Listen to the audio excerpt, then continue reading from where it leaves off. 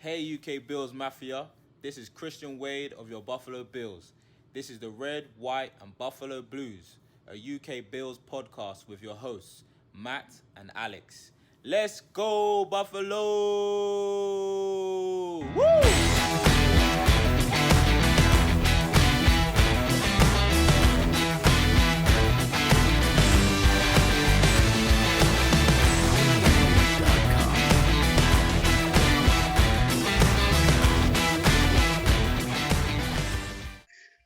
So second up on GM for the day, we have Mark Salem. Mark, thank you very much for coming on the show. Pleasure, Matt. Thanks for having me on. So first of all, before we get into the draft, just want to know, how did you become a Bills fan? Oh, long story, really. It was kind of, I'm one of those guys that got into it through my old man, and he was a big Washington fan back in the early 90s. And obviously, if you start watching American football kind of 1990, 1991, it was Jim Kelly, the gun offense. And Yeah.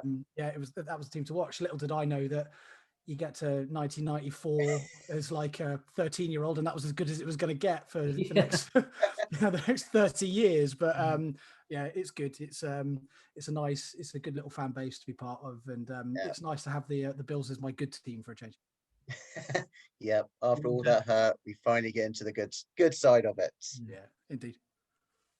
So let's go on. Let's start with you've stayed at pick 30, and the last guy traded down a couple of times, and you drafted Quitty Pay. I mean, he's probably gonna sign him too. Well, yeah. I'm in my football mode. I'm in the transfer mode rather than the drafting mode. Okay. I don't know why. Yeah. But thank God we don't have to deal with people like Mino Raiola in the NFL. Exactly. So Quitty Pay, Edge. Now, I think this one surprised Alex a lot, how he actually dropped to 30. I mean, in some mocks he is dropping there. Was he that number one choice for you when it came up on the board? Because I know he's an explosive pass rusher, probably could have the year to sit behind Hughes and Addison to do it, and then actually come through next year. Yeah, I've seen a lot of stuff recently about him where there's some mocks I've seen that have him dropping in the second, and one I saw not that far off, it was even having him in early third round, which I find laughable. I think he's an absolute no-brainer pick at 30 if he's still there.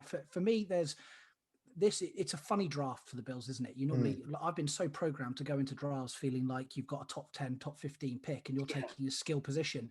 I can't remember the last time really that we went into a draft where QB wasn't even a discussion. And it feels amazing that we've got a bit more, we're almost in best player available territory. And for me, if we're getting to 30th, there's a couple of positions of need that I looked at specifically. One was edge and one was to get a proper corner two. And I had a couple of choices here, both of which fell and both of which surprised me. One was Quitty Pay, the other was Caleb Farley at corner. I chose to go with edge purely because, like you said, I think if he's sat on the board at 30, he's explosive, he's quick, he's probably not the finished article. So as you said, I think the ability to be able to sit behind someone and learn from Jerry Hughes for a year, I think is invaluable. But I think if he's sat on the board at 30, he's an absolute lock, tie him down, get him signed.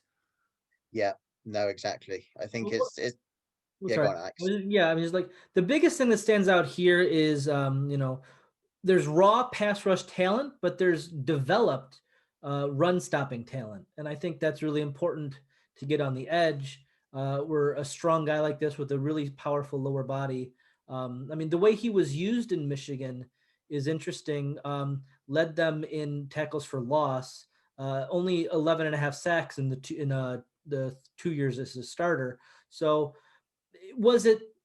do you want him for pass rush or is it the helping with the run stop? For me, he's just, or just because he's a freak. His intangibles are off the scale. And I think he can kind of be molded almost into what you want him to be. I do see him as a pass rusher. And I think he's a hand in the dirt, starting defensive end in this league. And Yeah, I think he's just there's something about him as a physical specimen, as an athlete, that means he can't fail to make the grade eventually. Yeah. So knock on wood, that's a really dangerous thing to say because there have been guys. Yeah. So sorry, Quitty. You watch him get injured in 2 years now, and that's him done. You're gonna pay the man after his 4th or 5th year. Yeah. Tumbleweed. I think so. Yeah. Well. Yeah.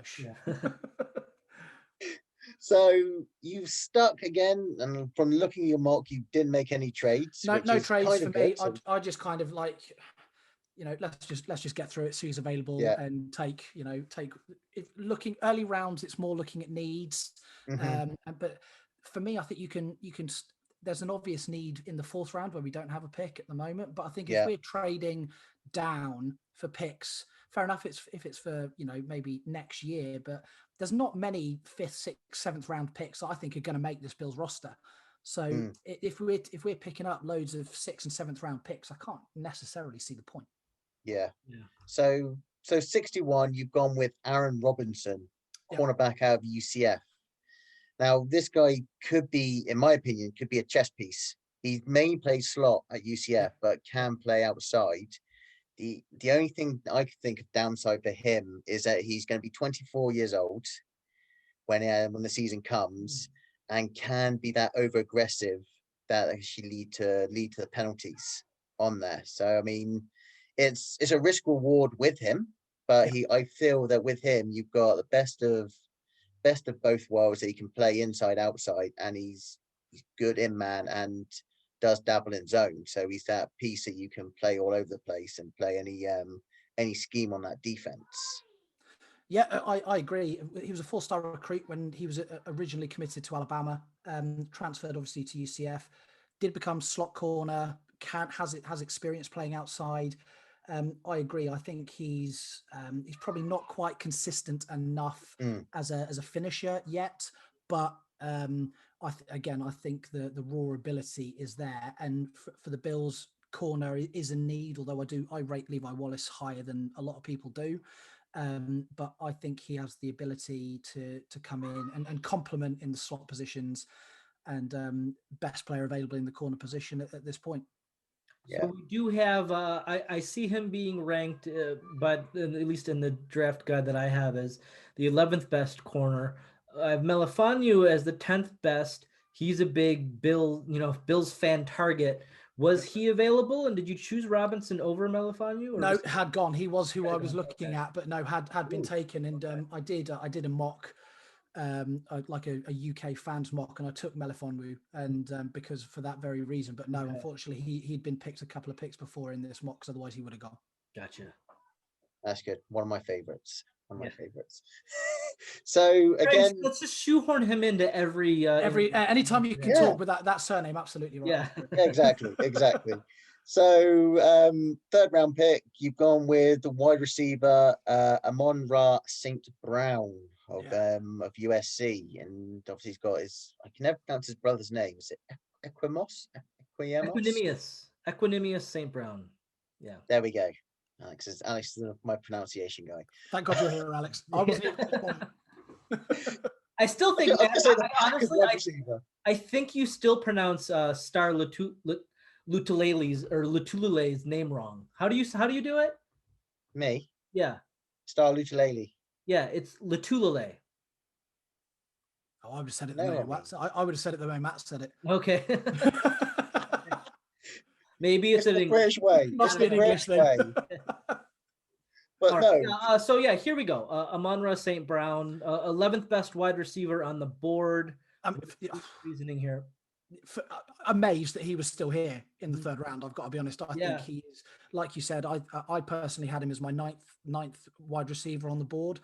I think he's ridiculously fast again, a lot typically out of the slot. But I think it's kind of wide receivers a bit of a sneaky need for the Bills at the moment, because with Cole Beasley is obviously fantastic, coming off a fantastic year, but he's up there in age. And I think someone like Amon-Ra St. Brown, he's likely to be a starting and productive wide receiver for any team in this league. Plug him in kind of a in a team a bit like ours with a quick firing offense, I think he's an absolute no-brainer, and shocked that he was still there in the third round. It definitely projects as a slot guy, so drafting for need and really good talent here. I mean, when the guy falls, you pretty much, I don't care what the need is, what you're planned on. The guy falls like this, you take him. I couldn't agree more. Yeah. And you've got a guy who's a polished route runner. Obviously he runs in the family, so he's learned from his brother on there, and I'd say is probably going to play the slot more than anything, and give you that good red zone target. The way he can actually play and actually change. Big threat in short passing yards situations as well. So yeah, if there's the type of throw that Josh does like to make from time to time, I think he makes the roster without a shadow of a doubt if you're drafting him. Yeah. So next up, 161. So our first or the fifth round pick, you've gone offensive tackle with Walker Little of Stanford. A few question marks here. Now let me tell you about Walker Little. Okay, here we go. All right, hit me, Chris Collinsworth. Now, here's a guy. Walker Little, I think, is an absolute unearthed gem in this draft. I think he has the ability to be a well-rounded left tackle in this league. Now, clearly, it isn't necessarily a position of huge need for us with Dion Dawkins, but he was started left tackle for the Cardinals. Massive bloke. He is a complete what you would expect for an NFL size. I think he has every single ability. He's got range. The reason he's fallen this far is that he had a knee injury in 2019 and then sat out 2020, obviously due to COVID. But I think all of his intangibles are still there. Freak athlete, and keep him on the tackle if you need to, potentially move him into guard. But I think he's in the fifth round, far too good a player to pass up. Yeah. I mean, if anything, you're probably looking to start with actually maybe put him on the right side, on right tackle first, get him acclimatized to it, because his blocking, he's probably one really good for a lead block on running plays and can actually anchor and pass protection. So it's someone you can bring in right tackle, keep him there for a year or two, then obviously keep him as a swing if needs be to actually push out if Dawkins actually does go down. I see this as a really interesting draft because, as you mentioned, he sits out 2020. A fair few players had, and with some of the different divisions starting late, guys are going to fall just because they didn't play last year. So that's kind of what we're looking at here. And if Bean, I think we're going to say he has the grapefruits to be able to take risks on players who didn't play last year because, he trusts in everything. So, to be honest, his last game, Walker Little, was actually all the way back in 2018. That's crazy. His last full game. He had first game in 2019. I think he broke his ankle or something like that and was out for the whole season. So he hasn't played in near enough 2 years. So there's going to be some rust on there, but it's definitely a prospect with a very, very high upside. That's it. And I think if he's falling because of injury, but they've done the homework has been done, if you know that the same person is still there, I think it's a steal in the fifth. And where are we? We're in the fourth round, yeah? Fifth round. Fifth round? Yeah. So, I mean, come on. Why not, take that risk? You're not getting a starter here. So, not for this season. So, that's smarts.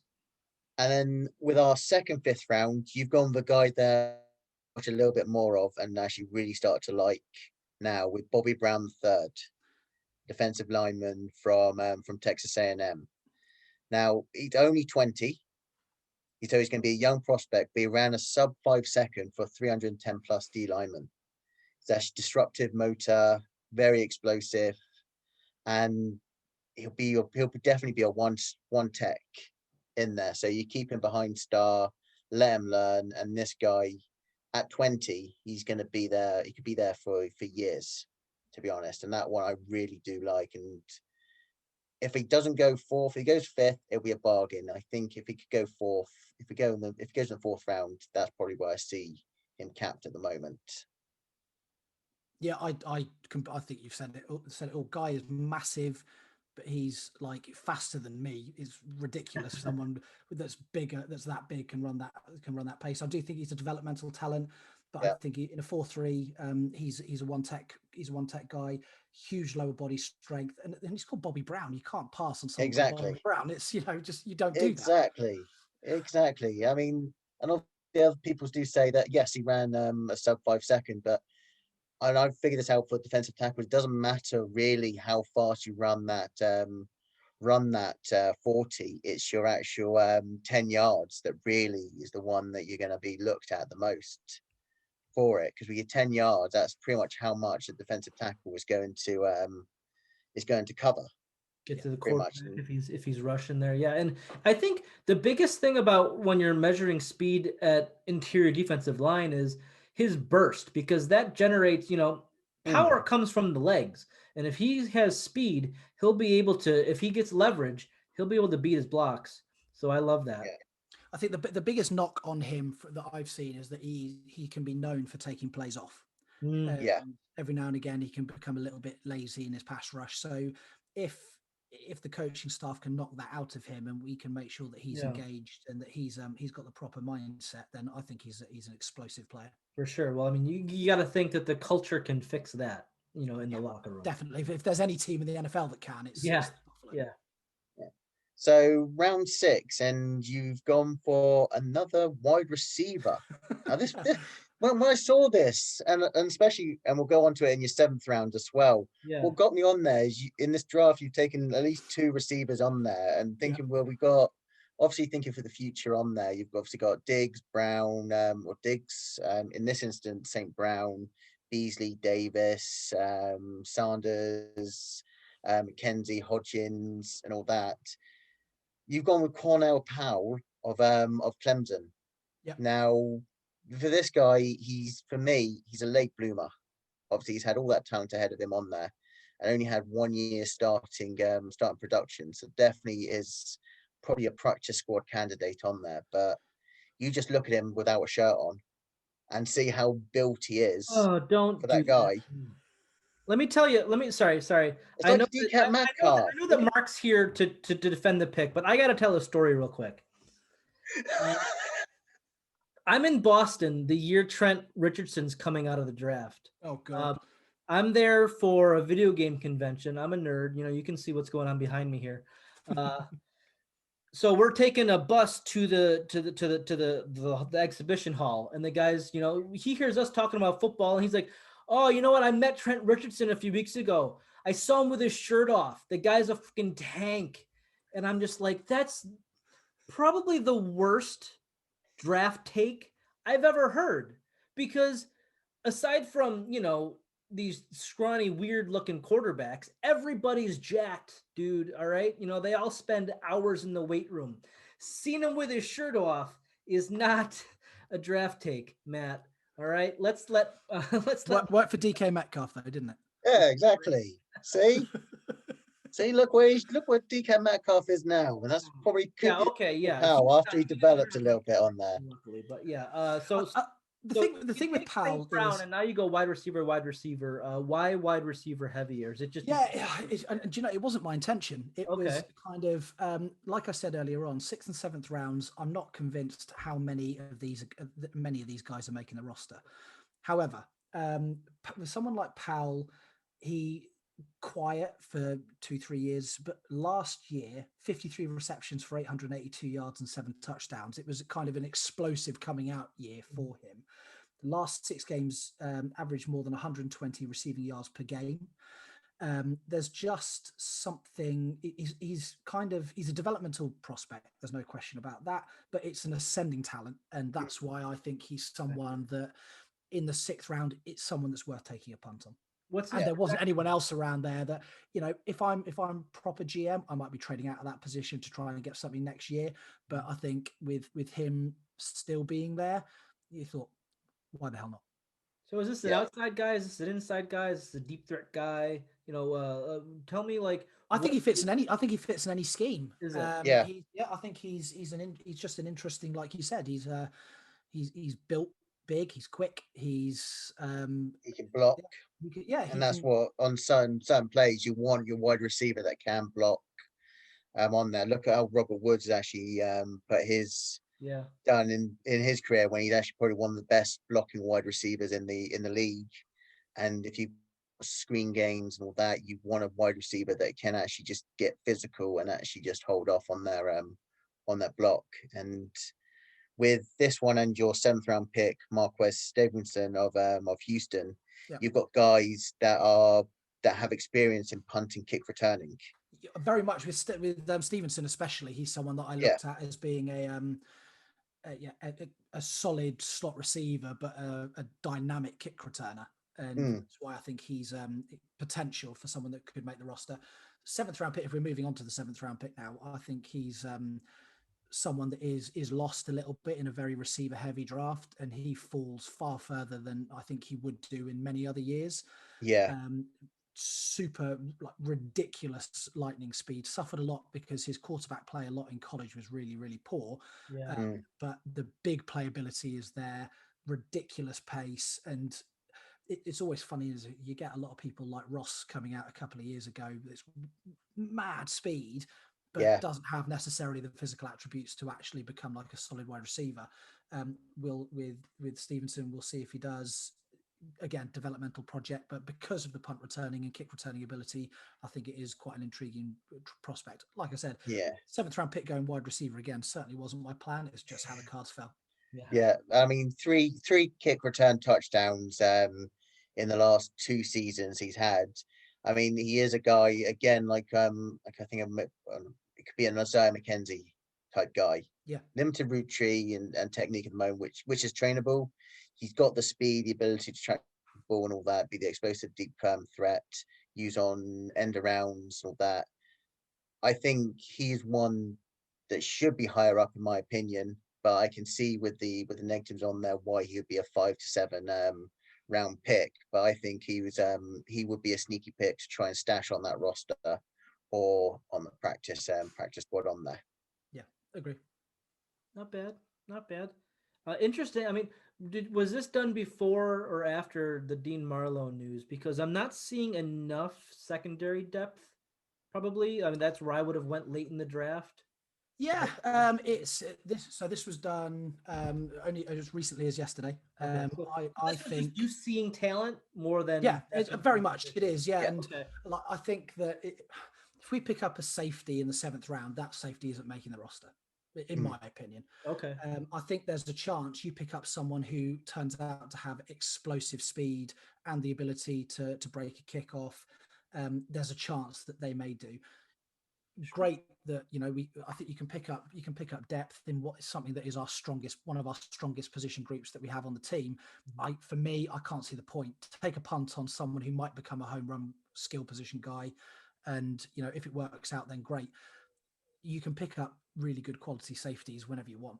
And they'd be available to pick Boyer up. And Hyde aren't drafted by us, so I get that. Yeah. And I think there'd be plenty undrafted, decent safeties and secondary cover that you'll be able to get. Yeah, I mean Levi Wallace was undrafted, right? So I mean, exactly. He had an eye for secondary talent, so that's good. Yeah, good. So that's kind of my thoughts on it. Is it's late rounds in a roster that's stacked. Take a couple of punts and see if they work. How great is it to say that? I know. Roster that's stacked. Oh my god, isn't it good? I know. It's like honestly, can't remember the last time that you go into a draft and you're like, we can genuinely just take the best player available. For sure. Exactly. Now this is where Alex is probably going to put me on the spot and ask me the question. I hate grading things. But Matt loves it, and I love Matt. I love making Matt do it. So, what's the draft grade here? Draft grade here. Let's have a look through. I would kind of say B plus. B plus. If Robertson does develop and actually can get over some of his mistakes on there, I could see that push to to potentially an A minus. I'll say B plus. All right, there we go. I'm happy with that. I haven't offended someone yet. That's good. That's good. That's good. Until I listen back and every other one's got an A+, right? Yeah, exactly. The last thing we need to do is alienate a fan and lose any. You know, we're trying to work our way up, not down by alienating people. All right. Yeah. I think for me, it's the 2 home runs of Quitty Pay and Amon St. Brown. Aaron Robinson, sure. as you said, if he can see develop. Walker Little, there's a chance that he could be one of the best offensive tackles taken. A lot of these players are kind of wait and see development, but I guess, you know, you can pick someone at first overall and you never know. Yeah. No, that's good. So, Mark, thank you very much for coming on, talking your draft and defending your draft as you were Bills GM for the day. So, thank you very much for coming on. Thanks, guys. Thanks for having me. And go Bills. Go Bills. Awesome. Right. Thank you. Let's do it down. Awesome. That's perfect. Brilliant. Thank you, guys. Appreciate it. Really enjoyed that. Right. All right. Alex will get that on YouTube probably tomorrow. Later tonight. Tonight. Mm-hmm. So it'll be all ready to go and hear yourself back, and hopefully I haven't offended with the B+. No, good. Yeah, I'm happy with that. I'll take it. You can't give somebody a C- or a D. You can't, you can't do that. I mean, you can. I mean, if they earned it, but whatever. Yeah. All right. Yeah. If they're taking like a safety in their first overall pick, then that's a D for me. Yeah. So just right there. Right. Well, that's what Matt wanted to do last year. So anyway, I remember that argument we had. Yes, and we had like the running back argument we've had this year. Oh yeah. Well, up until don't have any of those, do we? No. Okay. Up until Matt Brader got taken, I was. There's a little bit of me that was thinking first round taking running back, but then but it didn't happen. And as you'll see, I ended up not drafting one. I think the Bills will either take a running back at 30 or not. Yeah. And then we'll see how that goes. Yeah, we don't have anybody taking like a second day running back, so no. I don't think they're good enough. Frankly, I think you've got the two top guys. If you're not drafting them, there's no point. Yeah, I mean we got three guys who can play, so we don't need any more. I think so. Yeah, I agree with you. Yeah. All right, thanks, Mark. Nice one. Thank you, guys. Cheers, guys.